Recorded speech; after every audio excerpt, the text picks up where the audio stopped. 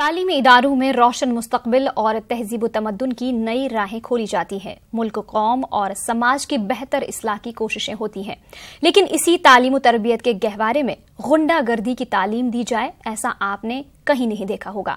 UP के गाजीपुर में एक प्रोग्राम के दौरान पूर्वांचल यूनिवर्सिटी के वाइस चांसलर ने तलबा से कहा कि अगर यूनिवर्सिटी के तलबा का किसी से झगड़ा हो जाए तो मार खाकर न आए, बल्कि मुखालिफिन को मार कर आएं, और इस दौरान अगर वो मुखालिफिन को जान से मार भी दें तो कोई मज़ाहिका नहीं।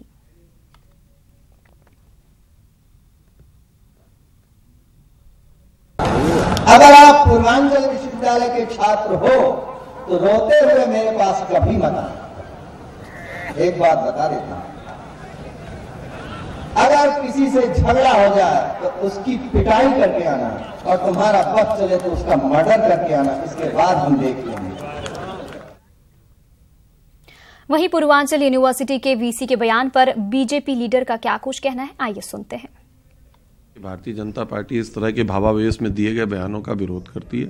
इन बयानों को इस तरह के इस नजरिए से नहीं देखना चाहिए और ना ही छात्रों को ये सीख देनी चाहिए, और उत्तेजना और भावावेश में दिए गए बयानों का छात्रों को संज्ञान भी नहीं लेना चाहिए। लीडर अनुराग भदौड़िया क्या कुछ कहना है, आइए सुनते हैं। प्रदेश का मुखिया जब योगी जी ठोको राजनीति पे विश्वास रखते हैं तो उनका मैसेज नीचे तक है। अब वीसी साहब भी उसी ठोको राजनीति पे आ गए, मुझे लगता है वो भी प्रेरित हैं, वो भी कह रहे हैं ठोको पीटो मारो काटो। तो मुझे लगता है इस जो राजनीति, जो कल्चर योगी जी ने हमारे प्रदेश में डेवलप किया है, तुरंत बंद होना चाहिए, और ऐसे लोग जिस तरह की बात करते हो तो उनको तुरंत सस्पेंड कर देना चाहिए। पीडीपी लीडर और रुकन पार्लियामेंट मुजफ्फर हुसैन बेग ने कहा कि उन्होंने जम्मू में एक मिलिटेंट के रिश्तेदारों की मुबैना मारपीट का मामला वजीर दाखिला के साथ उठाया है। उनका कहना है कि कश्मीर में आम शहरियों की हलाकत का सिलसिला बंद होने से अलहदगी पसंद भी बातचीत की मेज पर आएंगे। उसे आप वाटर कैनन इस्तेमाल कीजिए, लेकिन सिविल पॉपुलेशन पे जो मिलिटेंट ना हो, जिसके हाथ पे बंदूक ना हो, जिसके हाथ पे पत्थर ना हो, उस पे गोली चलाने से आप सारी पॉपुलेशन को अपने खिलाफ कर देते हैं। तो हमने ये कहा कि अगर ये रोक दिया जाए, सिविलियन पॉपुलेशन की किलिंग रोक दी जाए, तो हमें यकीन है, हमें मालूम हुआ है कि फिर वो जो सेपरेटिस्ट लीडर हैं कश्मीर में, जो अलग निकलना चाहते हैं, वो हिंदुस्तान से बातचीत के लिए तैयार हो सकते हैं।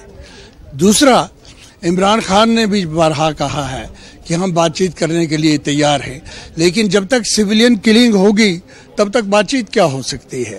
तो हम समझते हैं कि अगर सिविलियन किलिंग को रोक दिया जाए, और ये जो वाक़ा मैंने आपको बताया, अगर इस किस्म के वाक़ात पर रुकावट लगा दी जाए तो कश्मीर की सेपरेटिस्ट लोग भी बातचीत करने के लिए तैयार हो जाएंगे, और इमरान खान एक लगता है वो अच्छी बातें कहता है हिंदुस्तान के बारे में, और मुझे यकीन है कि वो बातचीत के लिए, बस बातचीत से इस मसले को हल करने के लिए वो दिल्ली आ सकता है, वो मोदी साहब के पास आ सकता है।